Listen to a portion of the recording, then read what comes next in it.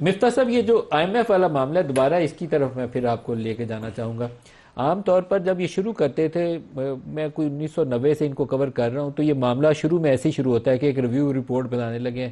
Gradually وہ review report جو ہے وہ کسی مشن کی میٹنگز پہ جا کے منتج ہوتی ہے. مشن کی میٹنگ کے بعد آپ نیا پروگرام کرتے ہیں تو پھر وہ جو اسٹرکچرل بینچ مارکس بناتے ہیں اس کے اندر انکارپوریٹ ہونا شروع ہو جاتے ہیں. آپ کا ایگریکلچر ٹیکس اسی طریقے سے ہے، آپ کی یہ ہنڈی حوالہ سے جو پیسے جاتے تھے وہ اسی طریقے سے انکارپوریٹ ہوئے.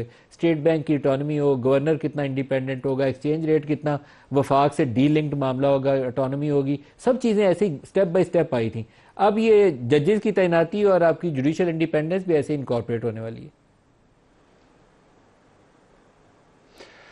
دیکھیے ندیم بھائی، سچی بات یہ ہے کہ اگر ہم کو اپنی فورن پالیسی یا اپنی انڈیپینڈنس یا ساورنٹی کو بہت زیادہ انڈیپینڈنٹ کرنا ہے نا، تو آئی ایم ایف جیسے ادارے سے آپ کو جان چھڑوانی ہوگی، اور آپ کو کچھ عرصے تک کچھ اپنے وسائل میں بھی رہنا پڑے گا، جو آج کل ہم تقریباً رہ ہی رہے ہیں، لیکن ہم کو جو فنڈامنٹل ریفارمز کرنے ہیں جو یہ حکومت نہیں کر رہی، وہ کرنے ضروری ہیں. جب تک آپ اپنی معیشت کو ایک پیر پہ نہیں کھڑا کر سکتے، اپنے پیروں پہ، آپ کو دنیا بتاتی رہے گی کہ بھئی یہ کرو وہ کرو.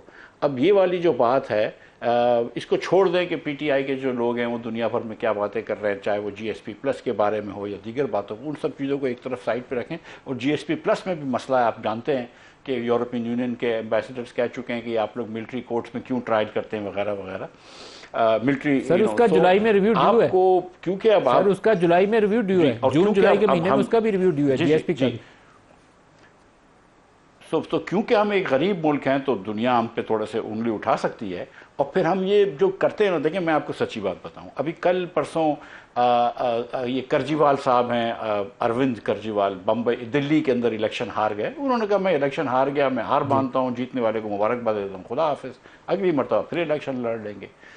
یہ جب تک طاقت ہمارے بہادری ہمارے لیڈروں میں نہیں آئے گی کہ وہ آبویس ہار کو نہیں مانیں، اور آپ 17 سیٹیں جیت کر اگر ملک میں حکومت کریں گے تو پھر یہ ساری چیزیں وہاں سے شروع ہوتی ہیں. وہ وہاں کی ایک جو برائی ہے نا، اس کو چھپانے کے لیے کہ ٹرائبنل میں فیصلے نہ ہوں، یہ نہ ہو وہ نہ ہو، تو یہ ساری برائیاں یہ کیسکیڈ ہو رہی ہیں. ہم کو ابتدا جو ہے نا اس کو ٹھیک کرنی ہوگی. اور ہم کو کہیں نہ کہیں سچی بات ہے کہ دیکھیں یہ جو آپ نے بات کی کہ کنسنسس ہونا چاہیے کہ بھائی 4 تمہارے مرضی کے جج لے لو، 2 ہماری مرضی کے جج لے لو اور کر لو.